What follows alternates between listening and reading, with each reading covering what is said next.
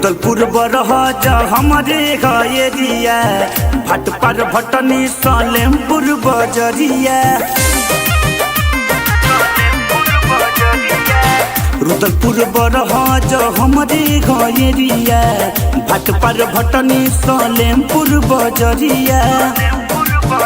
यही जकरेला जे रंग दरिया हो यहाँ ठुकाल बढ़िया बढ़िया हो इहो जिला देवरिया हो। यहाँ ठुकाल बढ़िया बढ़िया हो इहो जिला देवरिया हो।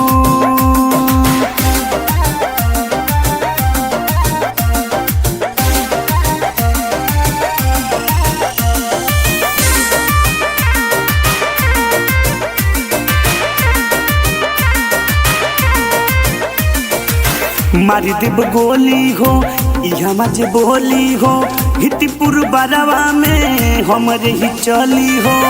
ए बाबू सुनो मारी देव गोली हो यहाँ मजे बोली हो हितपुर बरवा में हमरे ही चली हो। जे हमसे मिलाई नजरिया हो यहाँ ठुकाल बढ़िया बढ़िया हो इहो जिला देवरिया हो। यहाँ ठुकाल बढ़िया बढ़िया हो इहो जिला देवरिया हो।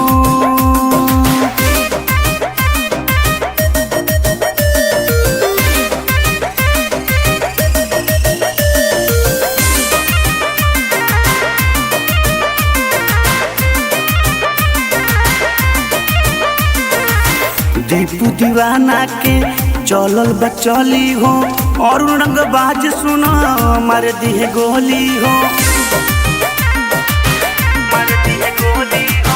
दीपू दीवाना के चलल बचली हो और रंगबाज सुनो मार दी गोली हो।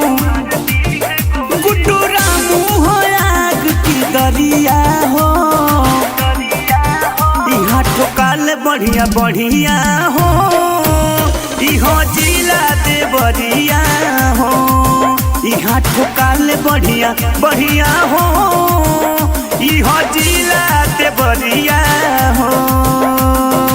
ए बाबू ठोका जइबे।